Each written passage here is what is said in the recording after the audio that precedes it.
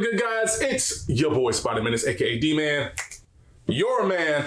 I'm sitting here with my sister, my day one, the one who holds it down for me, my co-host, Daria. So what's up, Daria? What's up, Daria? Yeah. It's Monday, start of a new week. And also, reminder, start of something new that we're trying out. We're calling it the hashtag Rise and Grind stream, where my sister and I, we play a little bit of the ring fit after doing some little minor workouts here and there, just to get the blood pumping and try to get us back into where we used to be when we were hitting the gym a little bit more frequently and being a little bit more active before, stuff took over. Yeah.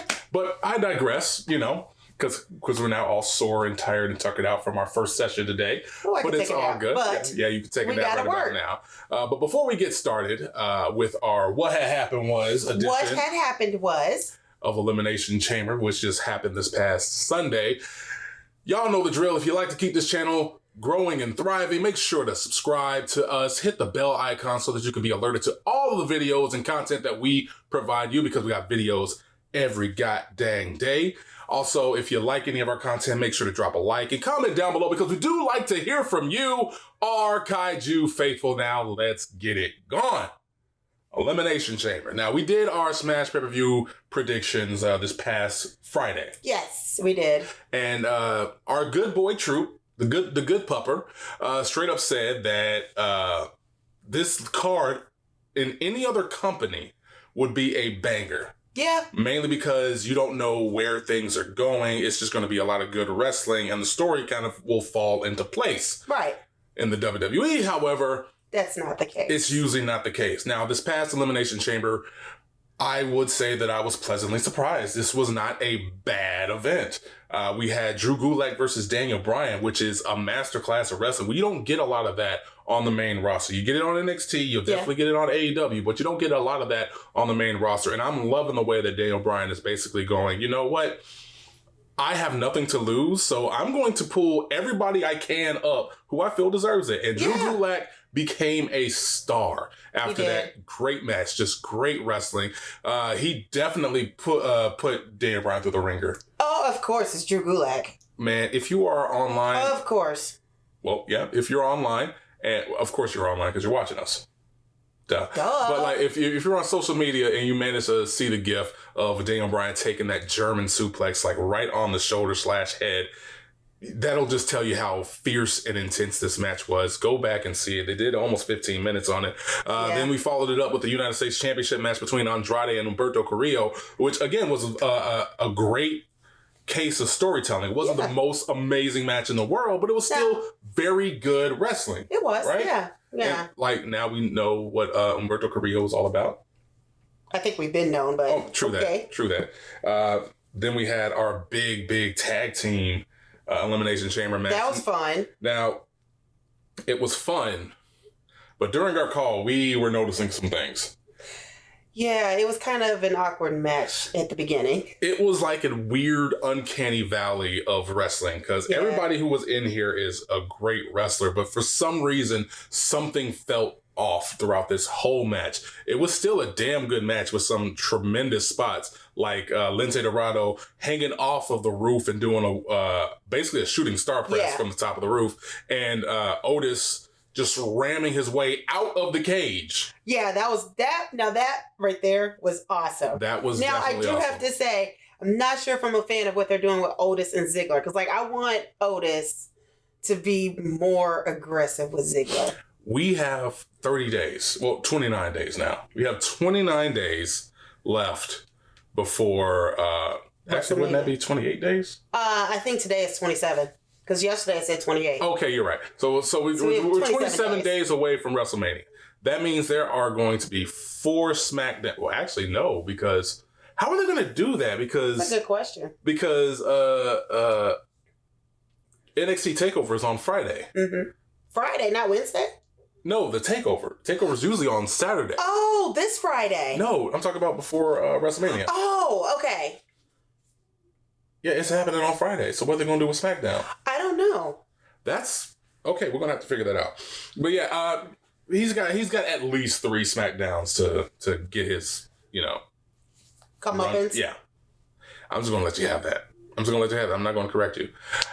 So there's that. That was a big damn good match. And of course, Miz and Morrison retained the titles. I don't think I told y'all about the last match, but Andrade retained that title, and Daniel Bryan won the first match. I'm doing bad right here because I'm tired. I'm a little bit tuckered at this moment, but it's okay. It's all good. As I said, pretty decent, pretty damn good card, which surprised the heck out of me for a lot of things. Like for instance, we had Aleister Black versus AJ Styles. One of the big pieces of news that we got out of this pay-per-view was the fact that Undertaker showed up again, not just for Super Showdown. Yeah. Not just for the Saudi paycheck. No. He showed up. Yeah. That's all you got to say about Taker? Yeah. You ain't got nothing else to say about Taker? I don't know. I think I was like expecting something else with this match. And I don't know. So you're not disappointed. I'm not disappointed. But you're not happy. But I'm not happy. Oh, okay. I get that. I'm not disappointed because, I mean, come on. It's Aleister Black and AJ Styles. Like, without... I don't understand. With that. I don't understand. I think I'm just not happy with the storyline. I'm with you on that because it doesn't make sense that they had it be a no DQ match and like the OC didn't get involved. There was barely any weapon usage. Yeah. But like if you're gonna have a no DQ match and the OC is right there, if you're a heel, I'm gonna be a full dick. In kayfabe, you have no reason not to get in the ring and fuck up Aleister Black. Yeah, because I'm doing kippo sticks, tables, chairs, nails. Did you say kippo sticks? Isn't that what they are? Kendo sticks. Yeah, I'm doing that. I'm just beating the shit out of everybody.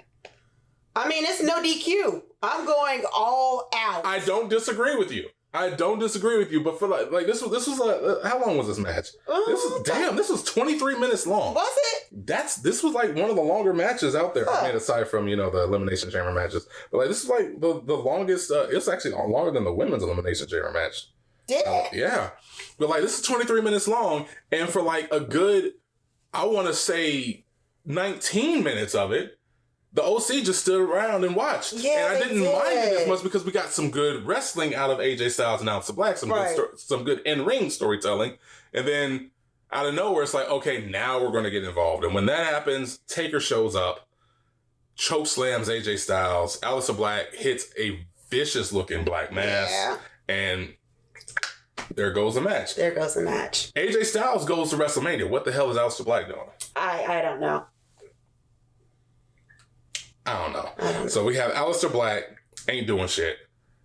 I was honestly surprised Ricochet didn't try to show up because they used to be a tag team, just to hold us back. Yeah. Why is it that faces don't have friends? I don't know. Faces don't have friends and heels are stupid.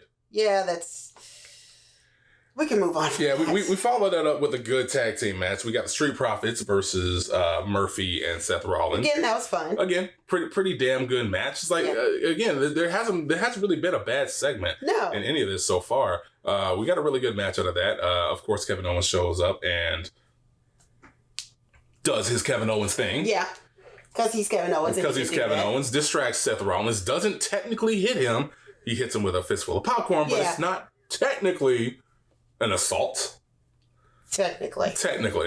That allows the Street Profits to come in and get the win. Again, really damn good match. Some nice storytelling. Viking Raiders showed up, so they were on the pre-show, and now they're on the main card, making sure that there's some continuity going, and I like that. So, I got to give this match another thumbs up. It's not like a massive 5-star match, but it was a good match. It was very good. Fun. So the Street Profits retain the titles. Then we had the most surprising match out of all of this. Braun Strowman in a handicap match with Sami Zayn, Shinsuke Nakamura, and Cesaro. Did not expect the outcome that happened. This was a dumb match, but it was fun dumb. It was fun dumb, yeah. It was incredibly fun dumb because the whole time it was Sami Zayn taunting Braun, like, I'm going to get in the ring and I'm going to face you and I might not even tag y'all in. And he kept hopping in and out of the ring, never really getting these hands by Braun. And it's a really damn good way to show that Sami Zayn is a crafty guy instead of being, again, a dumb heel. Yes. So he keeps hopping in and out. Braun Strowman was never able to get his hands on him. It looked like he was going to just run through everybody, but then out of nowhere, they kept breaking him down bit by bit by bit by bit by bit. And finally, Sami Zayn gets his first main roster title. Yep. The IC title. Yeah. Off of Braun Strowman. Off of that haluva kick suplex. That's Sami Zayn. You just gonna nod your head about that? I am, because that's Sami Zayn. It's not really too much to say about that. There's nothing to say about that. Nope. Plus, I lost because I took that gamble. I took that gamble. Yeah, so no, I really don't have anything else to say. Okay, fine then. Then since you don't have anything else to say, what do you have to say about the Women's Elimination Chamber? Oh my God, Shayna Baszler kicked ass and took names. And that's it? Nope, because her and Asuka, woo. Oh. I would have liked to have seen the Riot Squad beat the shit out of each other a little bit more. Yeah. I will say that. Because, that was my whole gear up. Was like, oh, yeah, this is how they're going to lose. They're going to beat the shit out of each other. So they're going to be too busy having their feud. Shayna and Asuka got something going on. I just thought it was going to be a bitch clusterfuck going on. A bitch clusterfuck. Yeah. One of the biggest problems that I have with this match is the fact that our sixth had absolutely nothing to do with any of the other five. Natalia. Unfortunately. I don't dislike Natalia. I actually kind of enjoy her. She just didn't fit in this. Yeah. Because we had 5 storylines coalescing and then Natalia. It's the same way that they did with the tag team elimination chamber match. We had multiple storylines coalescing together and then the Lucha House Party. I was going to say, then you bring in the Lucha House Party and it's like, why are they here? Yeah, what storyline were they a part of? Nothing. I haven't seen them on main roster TV in over a month. Yeah, I don't think anybody has. Yeah. So I didn't understand how they managed to secure the victory. In my opinion, I probably would have pulled somebody up from a team up from NXT, because at least then it'd be okay, you probably would have been former NXT champions, anything like that, just to be oh my God, this is a massive thing. We have to start watching these pay-per-views because who knows what's happening. And it can always still be a one-time deal. Hell, if you decided, you know what, we have 5 teams, all have some kind of connection with each other, what would be a good way to get more eyes on the product? Pull up the Undisputed Era just for one match. Yeah. Give them one chance. Yeah. And make them show they ass off. And then they just hop right back down to NXT. They lose nothing by eating a pin. No. Nothing at all. They don't. And they can afford it. It's fine. Yeah. At least then it would have felt okay, that's a surprise. Big surprise. But no, we got, hell, I would have scrapped the gauntlet match that they had for the tag teams for a gauntlet match for the women, because there was nothing to determine who was the order for the women. It was just there, and it feels like that kind of an afterthought. Either the tag teams or the women were going to be an afterthought. Yeah. And it's a shame that it wasn't women. Yeah. But yeah, Shayna, of course, we said that was a foregone conclusion. She's now the number 1 contender for the Raw Women's Champion. And it makes sense because they got us hyped up for her and Becky, which, again, doesn't make sense as to why she was in the Elimination Chamber match. But okay. I mean, she literally just showed up and it was I'm in the Elimination Chamber match. No qualification, no nothing. It was just we wrote you into this because we know we want this to be a thing. And it just feels kind of hollow. Yeah. Versus hey, we have a wild card opening for the Women's Elimination Chamber match, and Shayna on Raw decides to break everybody down. Yeah. Instead, we have a pretty nothing match. It wasn't a bad match, but it was just a match that didn't mean anything between Shayna and Kairi Sane. Yeah. It just feels y'all are halfway there with what you want to give the fans. Because Shayna and Becky, great match. The build to it, yeah. And it's unfortunate because if you look at their promos are pretty damn good. Oh, they are great, but their promos are pretty damn good. It's hard to get invested. Yeah. Just with the on-screen product. It's hard to get invested. We knew it was gonna happen, but it's just okay. It's gonna be a thing. We cared about these matches. Every one of these matches we cared about. Yeah. But at the same time, we were most of them, aside from the Sami Zayn move, most of them were just okay, we know what's going to happen.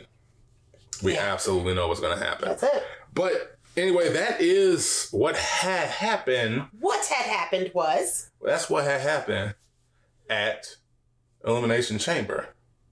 This was the last pay-per-view before WrestleMania. And it feels like we're limping into this. It does. It feels like it's becoming jarring going to WrestleMania, and I don't like it. Well, I mean, I like to be hype going to WrestleMania, not Dad, and like, what did we do? It feels like you're dragged along for the ride, where it's just like, okay, fine, I guess I'll watch it. It's not even a fun ride, but it's not even that fun of a ride. Yeah. It's a shame. It really is a shame because I think WrestleMania is actually still going to be pretty good. It's just I'm not looking forward to it. Yeah, and that's one of the biggest issues. Yeah, they're not hyping us up for it. Yeah, I'm incredibly not hyped for this pay-per-view. I'm more hyped for TakeOver. That's usually the case, but I'm definitely more hyped for TakeOver. Yeah.